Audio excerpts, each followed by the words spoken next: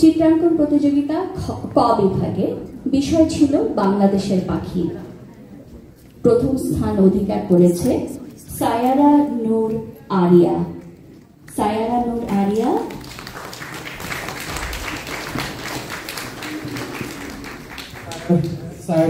Area তোমাকে অনুরোধ করছি মঞ্চে আসার জন্য। সায়ারাকে একটু আসতে দাও বাবা। এবং দ্বিতীয় স্থান অর্জন করেছে রিয়ানা রোজারিও। সায়ারার পরে রিয়ানা, তুমি তৈরি থেকো।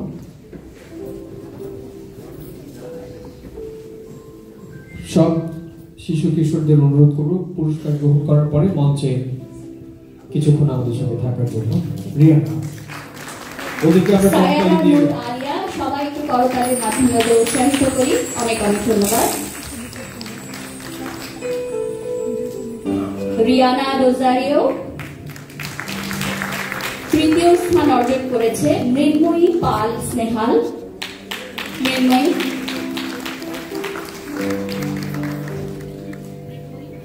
স্নেহাল তুমি কি আছো? স্নেহাল একসাথে আসলে তৃতীয় স্থান অর্জন করেছেন দুজন, মৃন্ময়ী পাল স্নেহা এবং শাহজার আসাদ।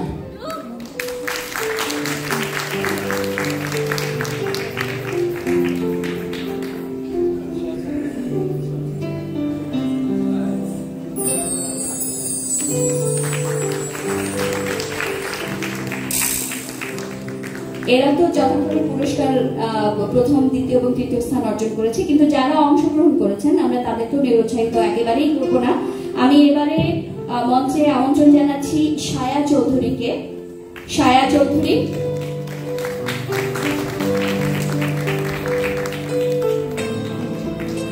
সবাই একটু জোরে করতালির মাধ্যমে উৎসাহিত করি। অনেক অনেক ধন্যবাদ।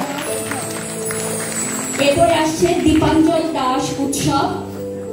দীপাঞ্জল, দীপাঞ্জল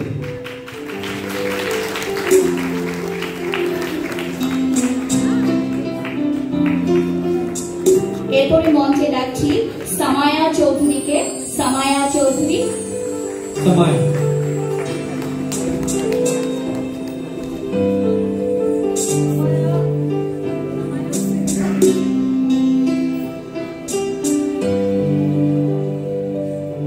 এরপরে মঞ্চে আমন্ত্রণ জানাচ্ছি গহীন বর্ধনকে। গহীন বর্ধন,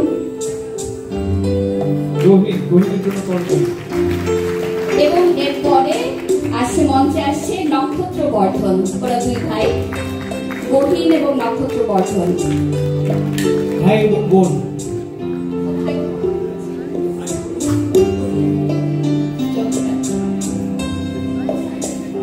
এবার চিত্রাঙ্কন প্রতিযোগিতা খ বিভাগে বিষয় ছিল মুক্তিযুদ্ধ।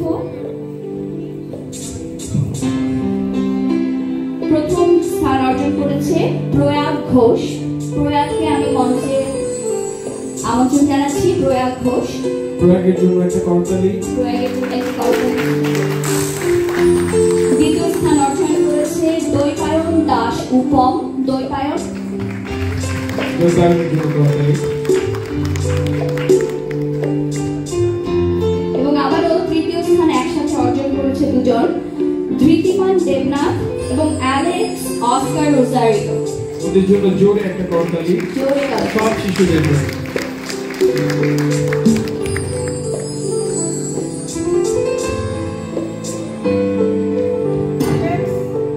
অ্যালেক্স তুমি কি আছো আমাদের সাথে?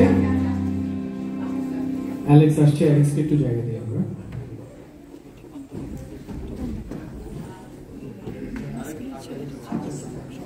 অ্যালেক্স, অ্যালেক্সের জন্য একটি জোরে করতালি হয়ে যাক আবার।